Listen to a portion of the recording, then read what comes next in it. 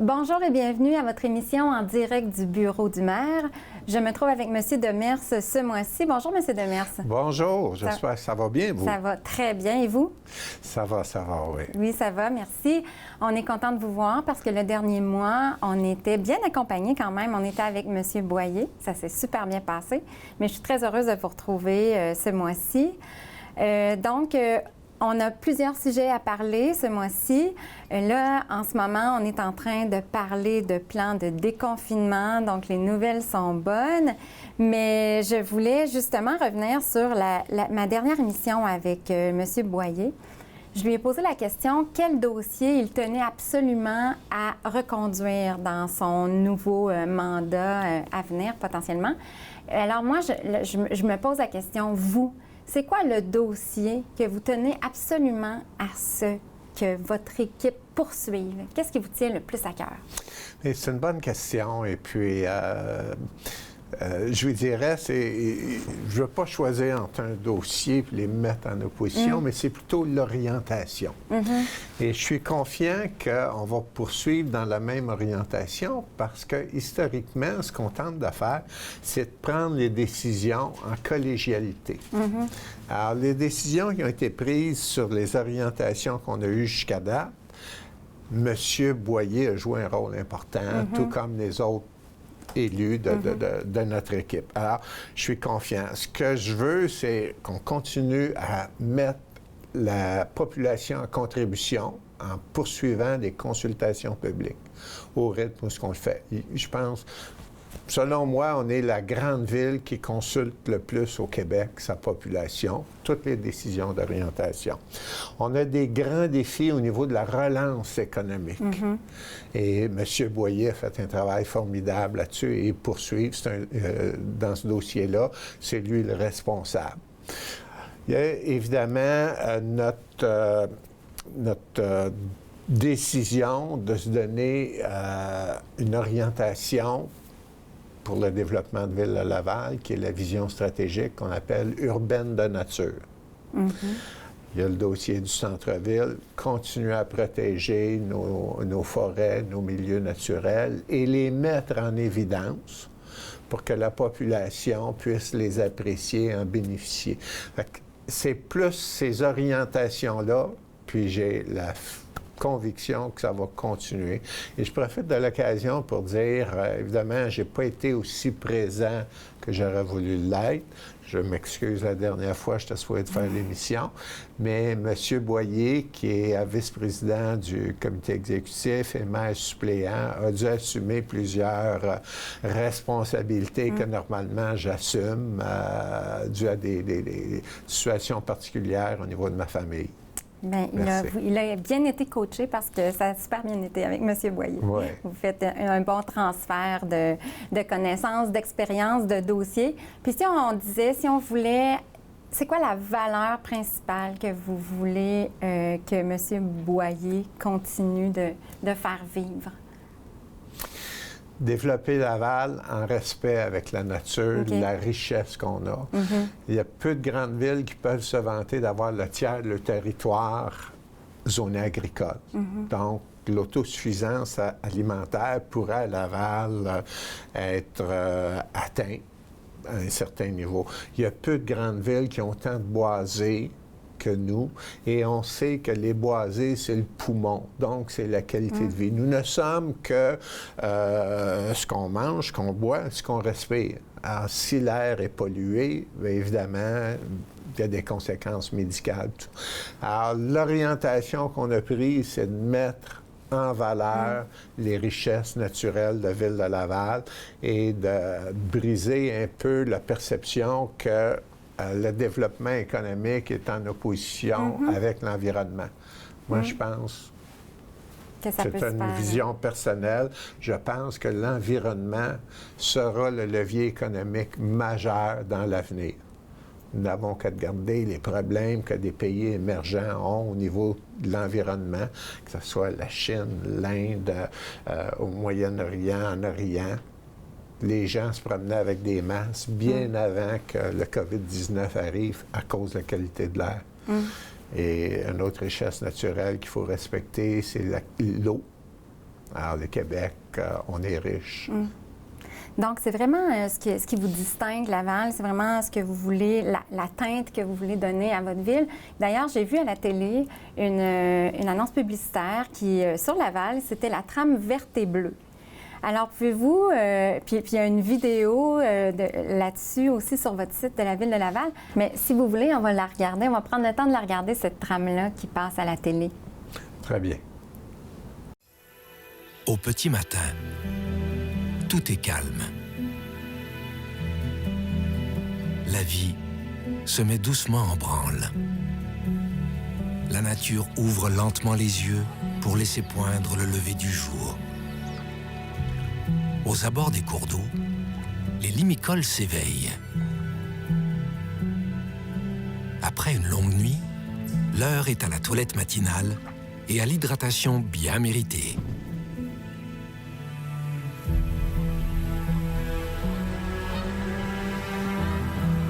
Pour les bernaches du Canada, c'est le temps de se mettre en route pour la journée.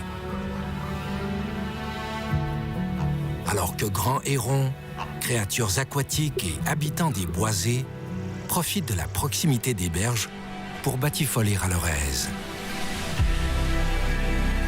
À l'heure du repas, les possibilités sont infinies. Insectes, mammifères et volatiles se laissent enivrer par les parfums, les couleurs, les textures.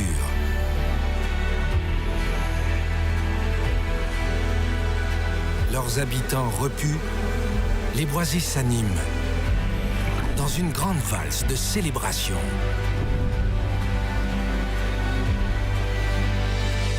Chacun regagne ensuite son espace,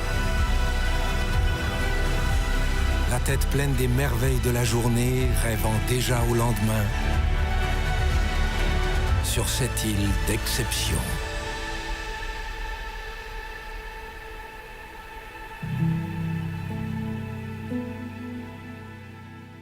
Alors, c'est quoi?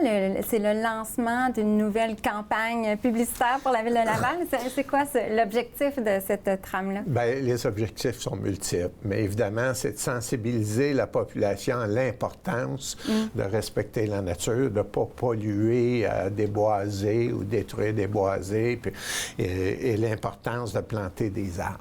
On a planté à peu près 62 000 arbres dans les dernières années sur notre territoire et on se donne des objectifs parce que c'est la qualité de l'air et les arbres ont une valeur monétaire qui a été calculée. Alors, c'est d'amener la population dans le respect. C'est aussi, on le sait aujourd'hui, les grands développements, les grandes compagnies cherchent des milieux de vie pour leurs employés avant de s'installer à quelque part. Alors, ça a été bien publicité dans le cas d'Amazon et d'autres. Alors, moi, ce que je trouve, quand une nouvelle compagnie arrive et qui m'appelle, j'ai dit, mon rôle, c'est de vous attacher ici, que la qualité de vie des citoyens sera tellement à un niveau élevé que vos employés ne vous suivront pas si vous décidez de déménager. Alors, ce qu'on veut, c'est effectivement de créer des environnements respectueux de la nature, pour la qualité de vie et des services de proximité pour tout le monde. Alors, c'est l'orientation qu'on prend. C'est ça. Puis ça fait plusieurs années que vous travaillez là-dessus. On a fait plusieurs entrevues et à chaque émission, on revient là-dessus, le développement de l'environnement. D'ailleurs, il y a 3 plans directeurs qui sont reliés à cette trame-là. Le plan directeur des parcs et espaces publics, plan de conservation et de mise en valeur des milieux publics et le plan de foresterie urbaine. Fait que c'est les plans qui sous-tendent cette nouvelle... bien, pas cette nouvelle-là, parce que ça fait quand même plusieurs années que vous travaillez là-dessus. Mais là, vous lancez vraiment une campagne directement au public et aux entreprises aussi qui viennent s'installer ici. Et c'est le fruit des consultations qu'on a faites. C'est une volonté de la population lavalloise. Et nous, on l'adopte et on se donne les outils pour l'atteindre. Oui, puis parlons-en des consultations publiques. Ça aussi, c'est un sujet qui revient à chaque entrevue qu'on fait parce que vous en faites beaucoup. Puis là, avec la COVID, une des choses que ça a pu apporter de positif, c'est que les consultations publiques virtuelles sont maintenant possibles. Et Laval, c'est doté d'outils pour pouvoir faire ça.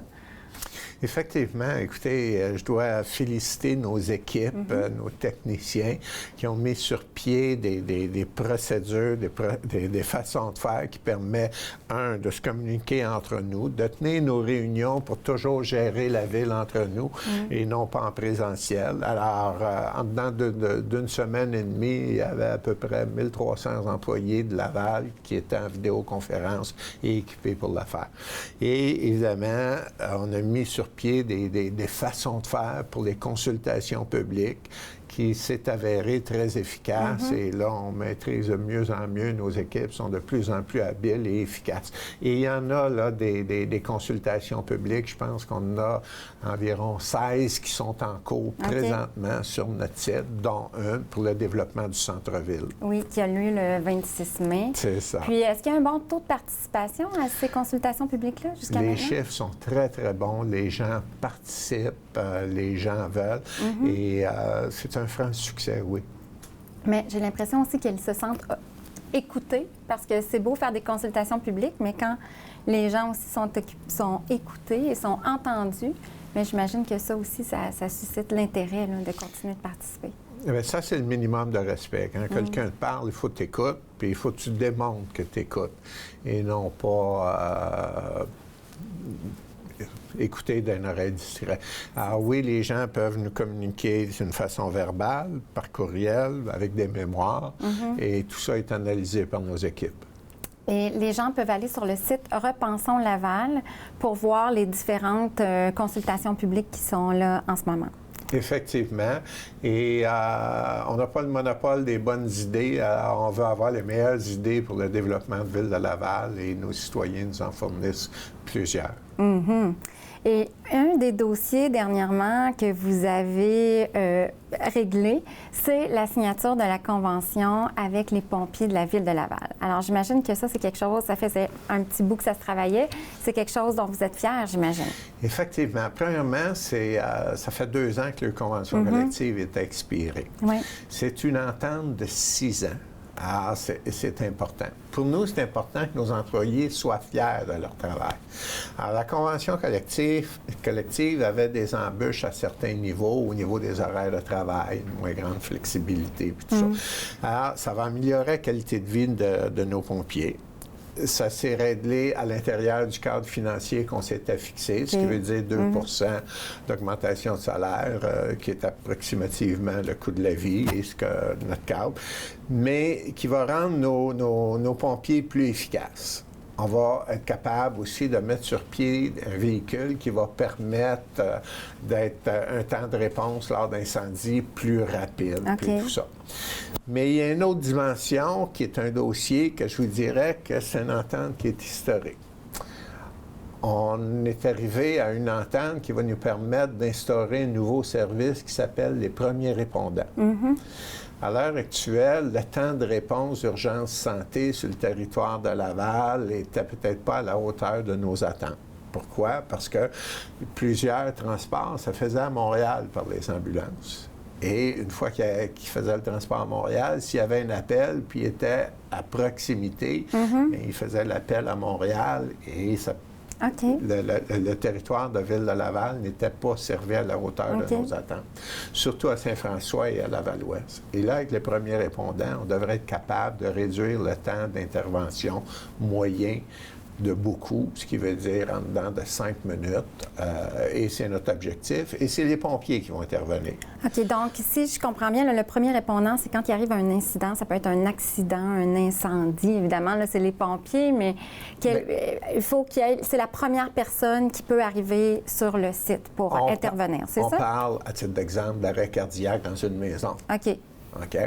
Alors, les pompiers vont se mettre en direction, puis Urgence Santé aussi, et les pompiers vont stabiliser la situation en attendant que Urgence Santé arrive. OK. Donc, c'est le premier appel suite à un appel au 911, j'imagine. Mais ça se fait d'une façon assez automatique. OK. Parce que le 911 va tout de suite dépêcher les premiers répondants, soit les pompiers de Laval, et Urgence Santé. Mais si Urgence Santé prend 10 minutes avant d'arriver, mais il y aura des pompiers là, formés, équipés pour sauver des vies. OK. Et oui, on pense qu'il y aura des vies sauvées sur le territoire lavallois les années qui s'en viennent et la formation des pompiers va débuter. Et on pense d'ici à la fin de l'année, le service pourrait être mis en place. OK. Une des choses, pour ne pas atténuer le service lors d'incendie, les pompiers vont arriver avec un camion de pompiers. Alors, il faut que la population s'habitue à ça. S'habitue avec des camions pour... et c'est ce qui se fait à Montréal. OK. Mais vous avez trouvé des solutions créatives pour pouvoir diminuer le délai de réponse. Et c'est une recommandation commune d'Urgence Santé et de Ville de Laval. Nous, on va injecter dans ce nouveau service-là un peu plus d'1 million. OK. Donc, c'est un gros mandat. C'est un gros dossier de régler. C'est ça. C'est bien. Mais c'est important de sauver des vies. Bien, absolument. Puis, il ne faut pas attendre de perdre des vies, justement, pour réagir. Donc, c'est d'être proactif et que c'est une bien bonne affaire pour les citoyens. Là, si on va parler à un sujet un peu plus festif, je voulais vous parler de la fête nationale. Parce que la dernière fois aussi, on en avait parlé. Vous disiez que vous étiez en train de préparer quelque chose de gros. Vous vouliez être encore là créatif pour être capable, selon la situation de la pandémie, de faire un gros événement. Fait que là, vous en savez un petit peu plus là-dessus? Effectivement, en fait, compte, vous savez, préparer la fête nationale, c'est un travail d'environ 1 an. Alors, l'année passée, on avait débuté ce travail-là selon les réalités ou les standards qu'on avait avant la pandémie. La pandémie a arrêté tout ça. Écoutez, ça ne va pas nous empêcher de nous amuser cette année.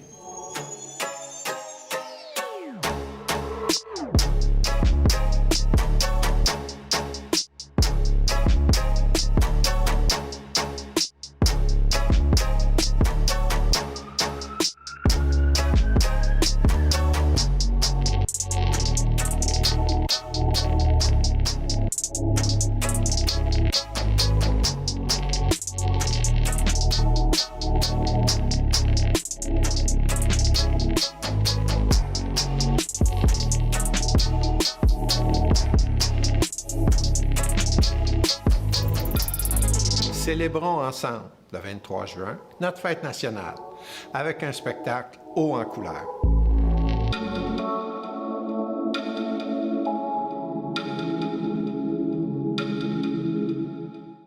Il était important de ne pas tenir la fête nationale en présentiel à cause de la pandémie, mais aussi de mettre un terme à nos ententes avec nos partenaires. Je ne voulais pas, moi, annoncer, on annule et que les partenaires ne soient pas consultés sur la bonne façon d'annuler. Mais on a demandé à nos équipes de trouver une façon créative, tenant compte de la nouvelle réalité, de fêter la fête nationale. Et nos équipes ont effectivement monté un spectacle avec des artistes renommés. Je peux peut-être vous parler de certains artistes, là. Alors, il y a des artistes assez renommés comme Marc Dupré, Louis-Jean Cormier, Guylaine Tanguay, Marie-Pierre Arthur, Sarah Messara, Ziane, Annabelle Oreste. Et les petits chanteurs de Laval. Ça, j'y tenais, les petits chanteurs de Laval. Alors, je ne sais pas comment ils ont fait, là, pour... et évidemment, d'autres artistes. Et vous pouvez aller sur le site de Ville de Laval ou juste sur Google ou sur ma page Facebook. Vous allez voir la bande-annonce pour, effectivement, la fête nationale. Et ça sera disponible jusqu'au 30 juin. OK. À tous nos citoyens qui veulent la regarder en famille. Et éventuellement, on va revenir en présentiel de la fête nationale à Laval. On l'espère. Puis déjà, je pense qu'il y a déjà beaucoup d'intérêt pour ce spectacle-là parce qu'il y a eu beaucoup de visionnements de la bande-annonce. Effectivement, en 3 jours, on a eu ces 25 000 oui, autour de 25 000 visionnements. Donc, il y a un intérêt. Il y a un besoin aussi. Les gens ont besoin de festoyer et de s'amuser un petit peu. Bien, c'est aussi un signal d'un retour à la vie normale éventuellement. Et au rythme où les vaccins vont, on peut se permettre d'être optimiste, mais pas imprudent à ce stage-ci. Puis, puisque vous en parlez de la COVID et de la pandémie, aujourd'hui, à l'heure où on fait le tournage, on va savoir si la ville de Laval reste en zone rouge ou si elle passe à orange. Donc, qu'est-ce que vous avez à nous donner comme statut sur le plan de déconfinement? Comment ça se passe ici à Laval? Mais, écoutez, moi, je dis souvent, dans des situations incertaines, il vaut mieux pêcher par un excès de prudence que par imprudence. Ce que je sais pour ceux, c'est que je ne veux pas retourner où nous étions il y a quelques mois. Vous savez, pendant une période, là, tous les matins, je recevais les chiffres, puis je voyais 8, 10 décès par jour. C'est lourd à porter et un paquet de décisions. Alors, je pense qu'on est dans bonne orientation. On voit en entour de nous, toutefois, les dangers en Ontario, en Alberta et dans différentes provinces. Alors, maintenons notre discipline, maintenons notre orientation, et je pense qu'on peut être optimiste que ça s'en vient. Alors, il faut reprendre tranquillement, pas vite, le cours normal de notre vie. Il y a des cliniques de vaccination aussi? C'est ça, les cliniques de vaccination à Laval. Le CI3S fait un bon travail. Les chiffres sont bons. Moi, j'ai été vacciné. Je vais aller pour le deuxième vaccin dans 2 semaines, je crois. Ça s'en vient, il faudra que je garde la date. Mais le rendez-vous est déjà pris. Mon épouse est vaccinée 2 fois. Alors, il faut aller vers ça et continuer à être prudent. Oui, c'est ça qui va nous amener la liberté. Effectivement. Puis, parlant encore de pandémie, parce que ça a eu beaucoup d'impact, ça a eu de l'impact aussi sur les Jeux du Québec. Oui. Puis, est-ce que vous pouvez nous dire, est-ce que vous en savez un petit peu plus là-dessus, sur ce dossier-là? Bon, le dossier, on continue à le travailler. Il y a une volonté unanime de tous les gens impliqués de tenir les Jeux du Québec. On s'enligne pour 2022 parce que les Jeux du Québec, c'est une préparation d'1 an. Il faut que les athlètes s'entraînent dans chaque région et il serait imprudent là, de le tenir cet été. OK? Mais en 2022, et tous les personnes qui ont participé à la planification sont d'accord. Il y a une volonté d'aller vers ça. Ça semble être la volonté du gouvernement du Québec. Il y a des enjeux financiers. On travaille ça avec le gouvernement. Mais oui, je peux vous dire qu'il y a une volonté de les tenir en 2022. On va voir l'organisation et éventuellement l'échéancier, les dates et comment ça va se présenter. Mais je suis confiant qu'en 2022, on sera ensemble pour célébrer les Jeux du Québec. Vous savez, il n'y a pas d'autres provinces au Canada, selon moi, qui tiennent des Jeux comme ça. Et moi, j'ai participé en 2003 à la création de la mission Laval des Jeux du Québec. J'étais une des personnes bénévoles qui travaillait à ça. Alors, personnellement, je tiens. Puis c'est une richesse pour nos enfants. Donc, ce serait un projet qui serait reporté, mais parce que, tu sais, ça demandait quand même des investissements par rapport aux installations et tout ça. Donc, ça, est-ce que ça veut dire que c'est des choses qui se poursuivent actuellement ou qui sont sur il y a des discussions avec le gouvernement du Québec. Il y a des frais supplémentaires, des frais d'annulation. La Ville de Laval est prête à assumer une partie de ça. Puis il y a des discussions avec le gouvernement pour voir si on ne peut pas partager la facture. Bon. Alors, pour tous ceux qui avaient beaucoup d'espoir dans ces jeux-là, parce que ça anime quand même beaucoup une ville, ça fait que c'est quelque chose qui est important pour les jeunes, mais pour aussi tous les citoyens. Et nos commanditaires aussi. On relance nos commanditaires pour essayer d'avoir leur disponibilité. Et il faut comprendre que bien souvent, un budget est fait l'année précédente de l'application du budget. Alors, s'il y a des commanditaires qu'on veut qu'ils nous commanditent en 2022, il faut négocier ça en 2021 pour qu'ils prévoient les sommes à leur budget, tout comme la Ville. Exactement. Donc, si on pense en termes du prochain mois, parce qu'on va probablement avoir notre prochaine émission dans un mois, ça va être quoi le gros dossier chaud à regarder, mis à part là, le plan de déconfinement là, de COVID? Là, mettons qu'on parle d'autre chose. C'est quoi le gros sujet là, à Laval pour le prochain mois? Je pense pas juste à Laval. Au Canada, c'est toute la planification de la relance économique. OK? Ça, c'est important parce qu'effectivement, le COVID a causé des dommages incroyables là, à l'économie. Et j'ai l'impression que, quand même, on a eu une bonne discipline au Québec. Avant la pandémie, il y avait un manque de ressources, de main-d'œuvre dans plusieurs secteurs. J'ai l'impression qu'on va se retrouver là. Alors, au début de la pandémie, moi, j'ai fait le tour des différents acteurs pour essayer de voir c'était quoi l'état de situation et des suggestions pour essayer de venir en aide où les autres paliers de gouvernement n'était pas présent. OK. Il y avait un manque, il y avait un écart, un angle mort. Fait que vous essayez de voir qu'est-ce que vous pouvez faire. Dernièrement, on a répété le même exercice, mais c'est M. Boyer qui l'a fait. Et il a fait le tour des entreprises, des organismes communautaires, des différents acteurs. Et là, on a soumis un plan pour la relance économique. Ceci étant dit, s'il faut faire l'opération une troisième fois, nous la ferons et nous allons mettre des ressources disponibles. Il faut se rappeler qu'on a pris des décisions pour... on a eu une subvention de 42 millions du gouvernement du Québec qui nous aide. On a pris des décisions de retarder des paiements au niveau des déficits du fonds de pension qui nous permettaient de ne pas débourser 15 millions. En règlement, le dossier du Commodore, c'est 10 millions additionnels qu'on libère, comptable. Alors, cet argent-là sera disponible pour essayer de venir en aide à l'ensemble de notre population pour la relance économique aussi. Puis, vous dites Commodore? Qu'est-ce que c'est, le dossier exactement? du Commodore, c'était une action civile que Ville de Laval avait eue en 2013, avant notre élection, pour la berge du Commodore et qu'on a réglé en négociation. Et on avait une action de 64 millions. OK. Alors, on avait une provision de 10 millions qu'on récupère. Et ces argents-là qu'on a récupérés suite à une saine gestion et à une gestion serrée, bien, on l'a disponible pour la relance économique. D'accord. Bon, là, c'est plus clair. Ça me parle plus.